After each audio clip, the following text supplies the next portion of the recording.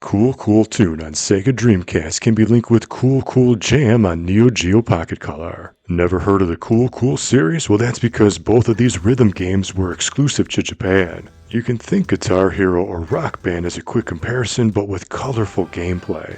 The console version has the player pressing the face buttons in combination with the analog stick. The gameplay is fun but demanding, especially on the non-easy mode. I think it's because the Dreamcast analog stick has a slightly wider field of movement in comparison to modern controllers. That, and I probably just suck at the game. But all the gameplay is firmly wrapped around this brightly colored anime visual style that's loaded with charm and character. Thanks to the dedicated community, not only is there a full English fan translation, this patch also includes a mock online mode where you get to see what the online component looked like as if you logged in upon its original release. On top of that, there's an option to download a complete save file right to your VMU to gain access to everything immediately. This is seriously a badass patch that goes way above and beyond. The handheld version is very different than its console counterpart. Instead of simply playing a bunch of songs in sequential order, this version is a top-down, very strange RPG. Fortunately, there is no English fan translation, and without knowing Japanese, this game is really difficult to play.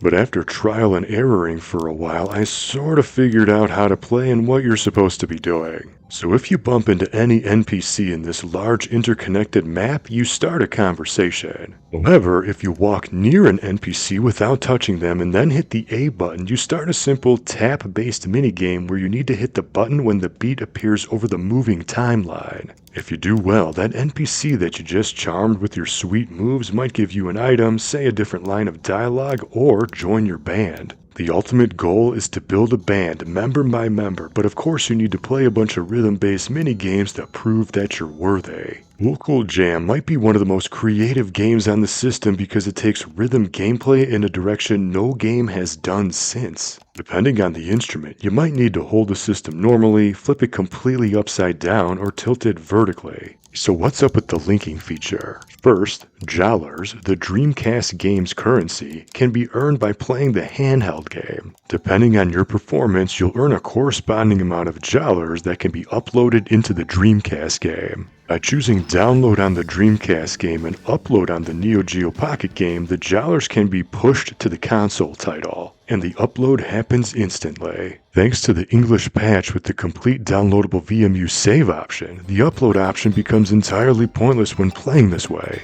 That's because if you have a save file with everything unlocked, you don't need any more Jollars. However, this would have been helpful upon its original release because there's numerous outfits to unlock, and playing the minigames, which are super hard, requires Jollars to play. Alternatively, data from the Dreamcast title can be transferred into the handheld game by clicking Upload on Cool Cool Toon and Download on Cool Cool Jam. Like the download option, transferring the data only takes a second, but going to be totally honest here, I have no idea what this does. The game says that character data has been placed into the handheld game, but doesn't explain what this actually means. I tried finding this data in my loaded save file, I tried starting a new game, I played the sessions mode, checked the menu, browsed the options, and I got nothing. So the only thing I can think of, maybe, is something might appear or unlock during the campaign. But since everything is in Japanese, I have no clue. At the same time, whatever it does add to the game, if anything at all, most likely isn't a big deal since there's no obvious addition. I couldn't find any information online either, so it's possible that it's an incomplete gameplay feature, or maybe something becomes available in a new Game Plus mode.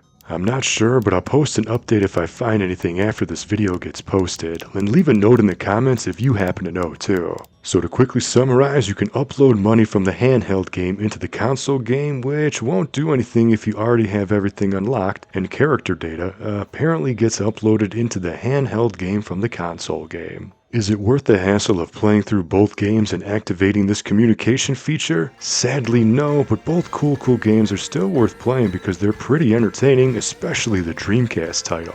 And if you know how to read Japanese, Cool Cool Jam will probably be quite the experience because tilting the pocket to play different instruments is really creative, even though it isn't the most intuitive and kind of makes it hard to play at times. But non-Japanese speakers will struggle with the steep language barrier. But what do you think? Have you ever heard of the Cool Cool games? Did you know about this excellent fan patch? And what other rhythm games do you enjoy besides the GBA version of Britney's Dance Beat? Let me know in the comments. And for tons more link cable nonsense and propaganda you never had the chance to experience for yourself, see the links to my dedicated playlist in the description. Until next time, thank you for watching and game on.